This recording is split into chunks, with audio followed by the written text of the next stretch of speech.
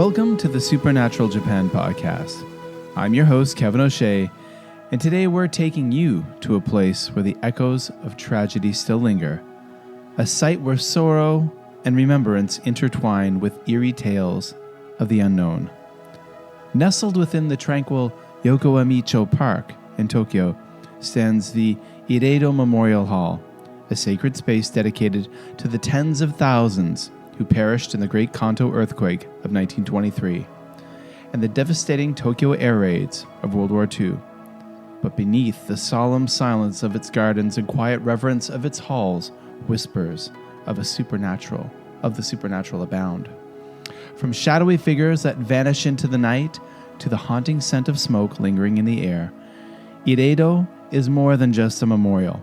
It's a place where the past refuses to rest. In this episode, we'll unravel the chilling stories of this haunted sanctuary and explore the powerful connection between history, loss, and the lingering presence of spirits. So, light a candle, dim the lights, and prepare yourself for a journey into the heart of Yokoamicho Park.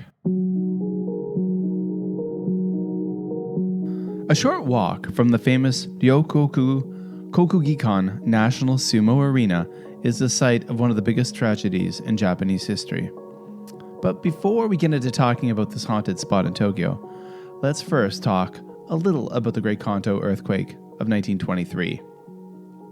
The Great Kanto Earthquake struck the Kanto region of Japan, including Tokyo and Yokohama, on September 1st, 1923, at 11:58 a.m.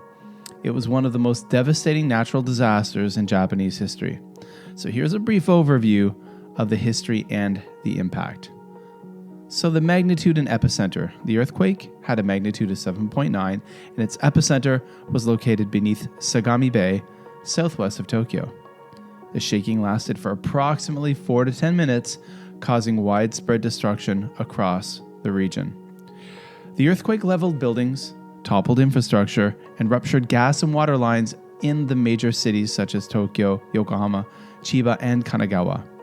Fires broke out almost immediately, fueled by wooden buildings and cooking fires.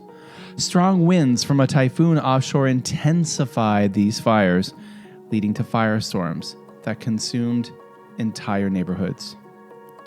Over 140,000 people were killed, with many deaths caused by fires rather than the earthquake itself.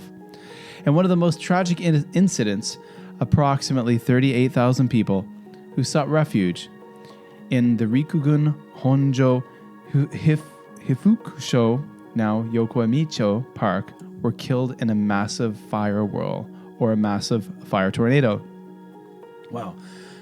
Pardon my pronunciation there. Tried my best. Sometimes I get a little tongue-tied. So a fire tornado, that is a terrifying concept. The disaster exacerbated pre-existing tensions in society as well.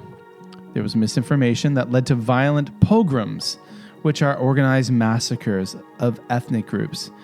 These massacres were conducted against Korean residents and Chinese residents as rumors spread falsely accusing them of looting, arson, and poisoning wells. Thousands of Koreans and other minorities were killed by vigilante groups. Martial law was declared, and efforts were made to restore order. The devastation prompted the Japanese government to embark on a massive reconstruction effort, including rebuilding Tokyo and Yokohama with more modern infrastructure and fire-resistant materials.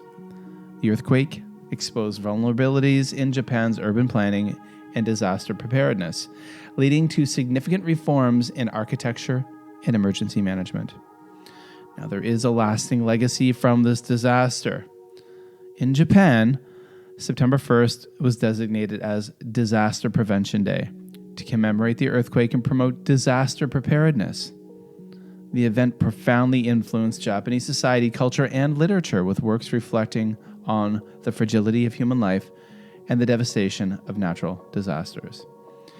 The Great Kanto Earthquake remains a pivotal event in Japan's history, symbolizing both immense tragedy and the resilience of its people. In the years following the disaster, Yokoamicho Park was established as a place of remembrance, A cenotaph was constructed to honor the victims of the earthquake, and the park became a solemn space for mourning and reflection. The Ireido Memorial Hall was built in 1930 within Yokoamicho Park, as part of an effort to commemorate those who perished in the earthquake. Later, the scope of the memorial expanded to include victims of the Tokyo air raids during World War II. The air raids, particularly the firebombing of Tokyo on March 10, 1945, caused immense destruction and loss of life, and many who died in these raids are memorialized at Ireido, making it a significant historical and cultural site. So features at Ireido and Yokoamicho Park include a cenotaph, and the cenotaph in the park remains a central feature, inscribed with the names of victims and serving as a focal point for annual memorial ceremonies. Ireido Hall itself houses the remains of earthquake and air raid victims, and its exhibitions include artifacts, photographs, and documentation of these tragic events. The park is designed to promote peace and remembrance with tranquil gardens and spaces for contemplation. Now, Yokoamicho Park and Ireido serve as reminders of the resilience of the people of Tokyo and the importance of remembering past tragedies to promote peace and preparedness for the future.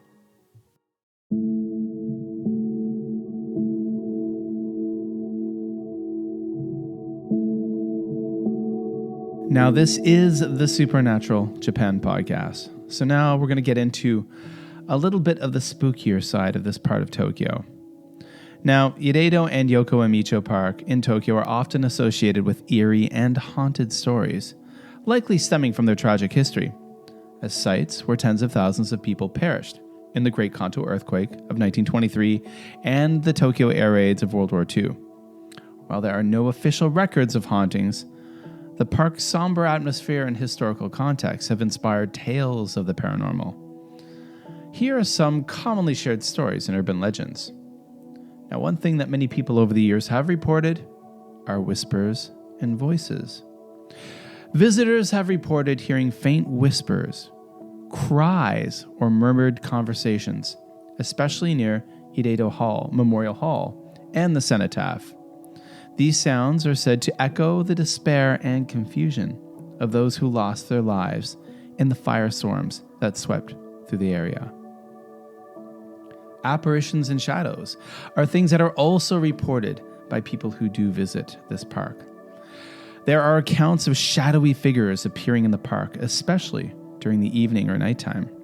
These figures are often described as fleeting and silent, vanishing when approached.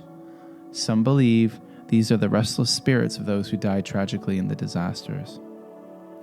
Now, other people report the scent of burning. Again, another common thing that people seem to notice at this park. Some visitors have reported smelling smoke of burning or burning wood, despite no fires being present. This is thought to be a supernatural manifestation tied to the devastating fires that killed tens of thousands of people in 1923 and during the air raids. Now, if you are someone who is interested in the supernatural, if you're someone who follows other supernatural podcasts or paranormal podcasts, or you read about the topic, you'll know about cold spots. Often a cold spot, an unexplained cold spot, is a sign of something eerie and maybe paranormal. And like in other haunted places around the world and throughout Japan, unexplained cold spots are also reported. Visitors sometimes experience sudden, unexplained chills while walking through the park, even on warm days. These cold spots are often attributed to spiritual activity and are said to occur near the cenotaph and Ireido Hall. A sense of unease. I think that's something that a lot of people tend to feel when they walk into a place that has some type of paranormal activity. Some people claim to feel an overwhelming sense of sorrow or unease while in the park, particularly near areas where remains of the victims are interred. This emotional heaviness is believed to be a lingering effect of the tragic events tied to the location. I believe I've heard this before, sometimes in other podcasts or other paranormal places referred to as a stone tape theory, when the dark events of the past or the sadness of a place can kind of attach themselves to an area or a physical structure. Now, ghostly figures. or something else that has been reported, ghostly figures in old clothing. There are occasional reports of people seeing individuals dressed in early 20th century attire wandering through the park. These figures are sometimes described as appearing lost or disoriented before vanishing into the air.